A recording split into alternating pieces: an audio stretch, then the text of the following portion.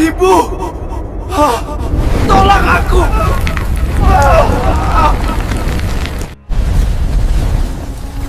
Bayangkan suatu hari, bumi diguncangkan dengan dahsyat.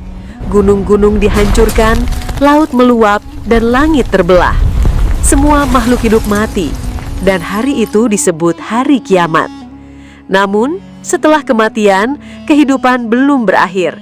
Karena setelah itu, manusia akan dibangkitkan kembali untuk menghadapi hari yang jauh lebih dahsyat. Hari kebangkitan di padang mahsyar.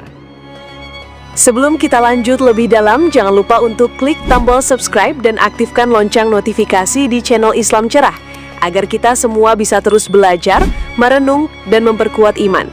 Karena hidup di dunia ini sementara, tapi ilmu dan amal yang bermanfaat bisa jadi bekal kita untuk selama di akhirat nanti. Padang mahsyar bukan sekedar tempat berkumpul, tapi adalah tempat di mana seluruh umat manusia, dari Nabi Adam hingga manusia terakhir, akan dikumpulkan untuk menghadapi hisab atau perhitungan amal. Inilah hari di mana segala rahasia dibuka dan tak ada satupun yang bisa disembunyikan. Semua orang akan berdiri dalam keadaan yang sama, tanpa alas kaki, tanpa pakaian, dan belum disunat, sebagaimana dijelaskan dalam hadis yang sahih. Luasnya padang mahsyar tidak bisa dibayangkan oleh akal manusia. Tak ada bangunan, tak ada pohon, tak ada tempat berteduh. Dan di sana, matahari didekatkan hingga hanya sejengkal di atas kepala. Bayangkan bagaimana panasnya hari itu. Dalam riwayat disebutkan, setiap manusia akan berkeringat sesuai dengan kadar dosanya. Ada yang hanya berkeringat sampai mata kaki, ada yang sampai lutut, bahkan ada yang tenggelam dalam keringat sendiri hingga mulutnya. Itulah balasan awal atas dosa-dosa yang dilakukan selama hidup di dunia. Pada hari itu, tidak ada lagi pertolongan dari manusia lain. Orang tua tak bisa menolong anak, suami tak bisa menyelamatkan istri, dan sebaliknya. Bahkan para nabi pun merasa khawatir dengan diri mereka sendiri. Mereka berkata, "Nafsi, nafsi, diriku, diriku," karena beratnya hari itu. Allah Subhanahu wa Ta'ala berfirman dalam surah Abasa, yaitu pada hari ketika manusia lari dari saudaranya, dari ibu dan bapaknya, dari istri dan anak-anaknya. Setiap orang dari mereka pada hari itu mempunyai urusan yang menyibukkannya. QS Abasa ayat 34-37. Di padang mahsyar, semua amal perbuatan manusia akan diperlihatkan. Buku catatan amal akan dibagikan. Sebagian akan menerima dari tangan kanan mereka. Ini pertanda bahwa mereka termasuk orang yang beruntung. Mereka berseri-seri dan senang. Tapi sebagian lain menerima dari belakang punggung atau tangan kiri mereka. Tanda bahwa mereka termasuk orang yang celaka. Dan perhatikan ini, manusia tidak bisa membantah satupun dari catatan itu. Ketika dia berkata, "Aku tidak ingat melakukan itu," maka mulutnya akan dikunci dan anggota tubuhnya akan bersaksi.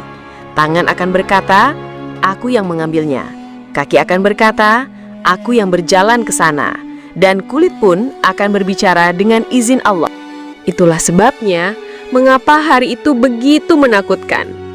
Karena semua orang akan benar-benar tahu siapa dirinya. Tak ada lagi topeng, tak ada lagi kebohongan, dan tak ada tempat untuk lari. Semua akan dimintai pertanggungjawaban atas apa yang pernah mereka lakukan di dunia, baik besar maupun kecil, baik yang tampak maupun yang tersembunyi. Allah berfirman dalam surah Az-Zalzalah, "Barang siapa yang mengerjakan kebaikan seberat dzarrah pun, niscaya dia akan melihat balasannya.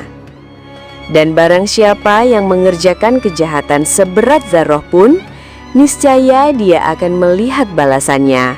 QS Az-Zalzalah ayat 7-8.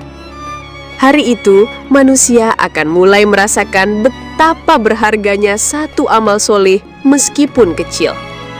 Bahkan satu tasbih, satu sholat tepat waktu, satu sedekah tersembunyi, semuanya akan dicatat dan diberi balasan.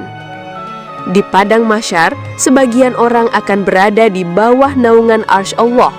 Mereka adalah orang-orang istimewa yang selama hidupnya taat, jujur, adil, dan menjaga diri dari maksiat.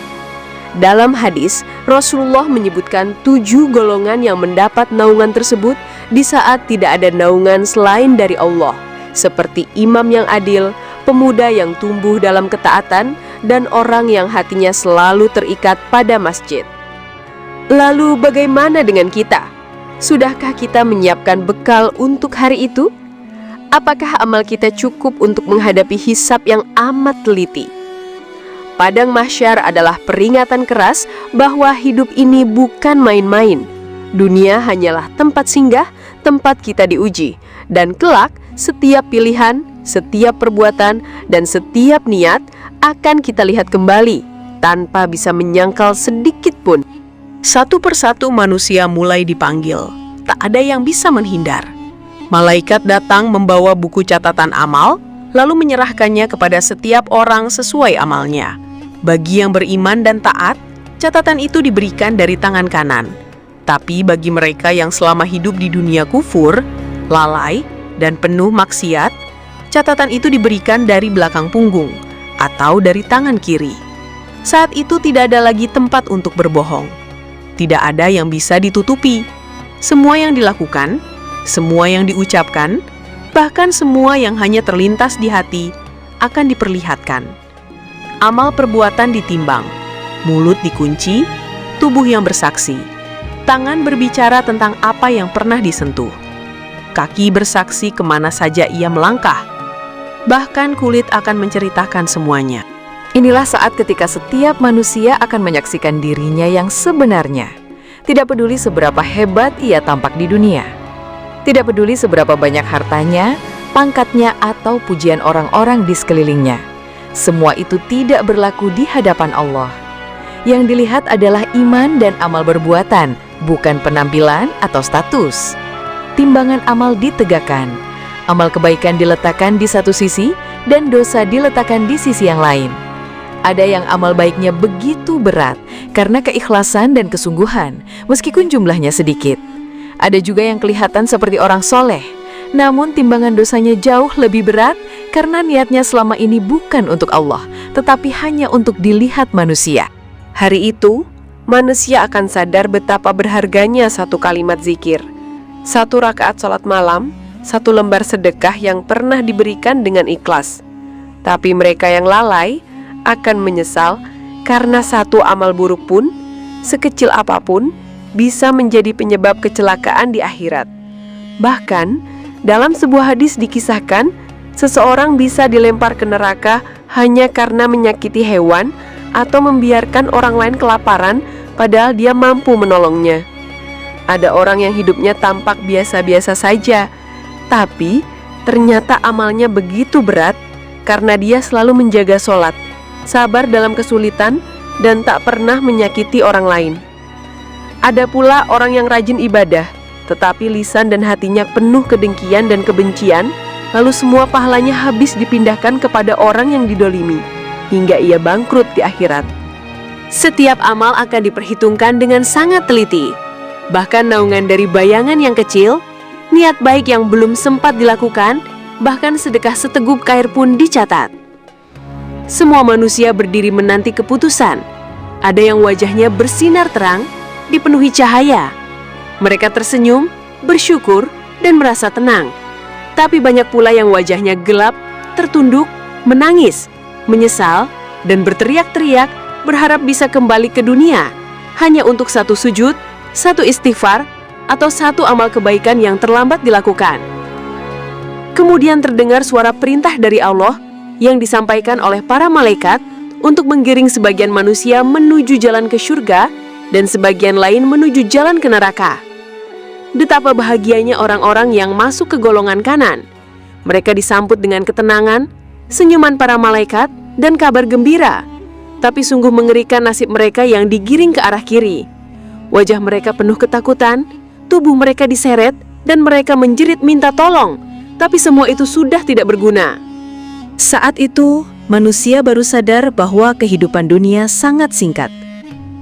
Waktu yang digunakan untuk mencari harta, mengejar pujian, membalas dendam, mencela, menunda taubat, semua itu tak ada artinya di hadapan hari pembalasan. Tak ada lagi peluang, tak ada lagi waktu untuk memperbaiki. Dan ketika semua telah selesai dihisap, hanya 2 tempat yang tersisa, surga atau neraka. Tak ada tempat ketiga, tak ada tempat netral. Setiap orang akan menetap di tempat yang sesuai dengan amal dan keimanannya. Hari itu adalah hari keadilan. Tidak akan ada satupun jiwa yang dizulimi. Bahkan seekor kambing yang pernah menandu kambing lain pun akan diputuskan urusannya. Maka bagaimana mungkin manusia berharap lolos dari hisab jika selama di dunia tidak pernah peduli dengan apa yang ia lakukan? Maka hari ini, selagi masih ada waktu, selagi jasad masih bernyawa, selagi lidah masih bisa beristighfar, dan hati masih bisa menangis, jangan sia-siakan. Karena hari ketika kita berdiri di padang mahsyar tidak akan bisa dihindari. Ia pasti datang, dan kita pasti akan menghadapinya. Semoga Allah menjadikan kita termasuk golongan orang-orang yang diberikan catatan amal dari tangan kanan, yang wajahnya berseri-seri dan yang mendapatkan naungan di saat tidak ada naungan selain darinya. Amin.